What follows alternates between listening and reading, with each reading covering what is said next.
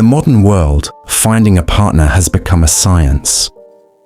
We use complex algorithms, swipe through endless profiles, and spend months, sometimes years, trying to find the one.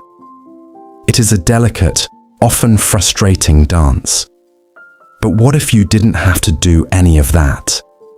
What if, instead of swiping on a screen, you could just drive to a dusty parking lot on a Saturday afternoon, pick out a wife, negotiate a price with her mother, hand over a stack of cash, and take her home?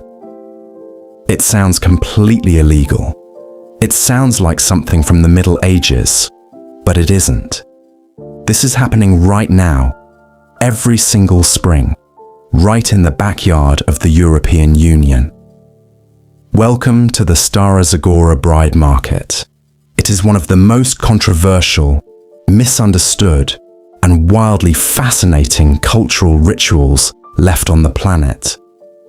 But to understand why young women are putting price tags on themselves in the 21st century, you have to look past the money and understand what they are desperately trying to protect. Every year, on the day of St. Todor, a small, highly secretive community descends upon a muddy field in central Bulgaria. They are the Kalaidzhi. They are a tiny, fiercely independent subgroup of the Roma people. For centuries, they were nomadic coppersmiths, traveling across the Balkans crafting pots and pans. But today, they are here for one reason, and one reason only: to secure the future of their bloodline. If you strip away the cars and the smartphones, what you are witnessing is a deeply primal mating display. The young women, some as young as 15, spend hours preparing. They wear heavy makeup, towering heels, and dresses dripping in gold and silver. They stand on the hoods of cars, dancing to pounding chalga music, making themselves as visible as possible. The young men circle them like peacocks in a vivid, high-stakes courtship ritual. But here, love isn't the primary currency. Cold, hard cash is. Let's get straight to the uncomfortable truth. How much does a wife actually cost? The price varies wildly. A young, beautiful woman with a spotless reputation might fetch anywhere from $3,000 to over $10,000. In a community where poverty is incredibly common, that is a staggering, life-changing amount of money. The negotiations are intense, and they are almost entirely run by the parents. But it's crucial to understand, this isn't human trafficking. The men aren't buying a slave. What you're actually seeing is an ancient tradition known as a bride price. It's essentially a reverse dowry. The groom's family pays the bride's family to compensate them for the loss of their daughter's labor. But more importantly, the money acts as a guarantee. It proves the young man is financially stable enough to provide for her.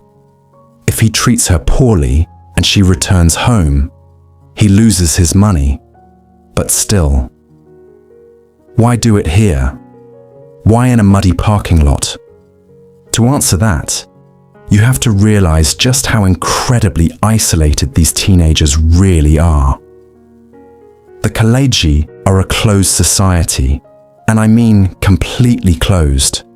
They are heavily discriminated against by the rest of Europe, and in response, they have built massive, invisible walls around their culture.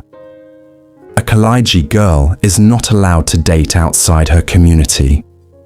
In fact, many are pulled out of school by the age of 12 or 13 to keep them away from the temptations of modern Bulgarian teenagers.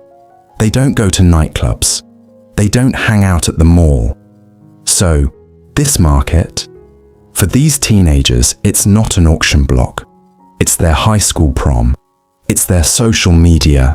It is the one day a year they are actually allowed to flirt, to hold hands, and to meet kids their own age from other towns. For the parents, it is a strict mechanism for survival. The Kalaidzhi number only about 18,000 people in total. If their children start marrying outsiders, their culture, their language, and their bloodline will vanish in a single generation. The bride market is the glue that holds their entire civilization together. But here is the fascinating twist. The 21st century is finally catching up to the Kalaidzhi. 10 years ago, a boy and a girl would meet for the very first time at this market. Today, they've already been sliding into each other's DMs on Instagram for 6 months. The internet is changing the rules of the game. The young people are already choosing who they want to marry online. When they show up at the market, the entire negotiation is often just a theatrical performance for the older generation. The kids have already made up their minds. Yet, the tension remains. The young women are caught in an impossible tug of war. In one hand, they hold a smartphone connected to a globalized, feminist modern world. In the other hand, they bear the weight of centuries of strict patriarchal tradition. Some are starting to rebel. Some are demanding to finish high school. But many others still desperately want to be chosen here. They want the heavy gold chains. They want the pride of fetching a high price for their family. It is incredibly easy for us to look at the Stara Zagora bride market through the lens of our modern sensibilities and judge it. It is easy to call it backward or oppressive. And perhaps, in many ways, it is. But nature and human culture is rarely black and white. When a community is pushed to the margins of society, they do whatever it takes to survive. They hold on to their rituals not because they are perfect, but because those rituals tell them who they are.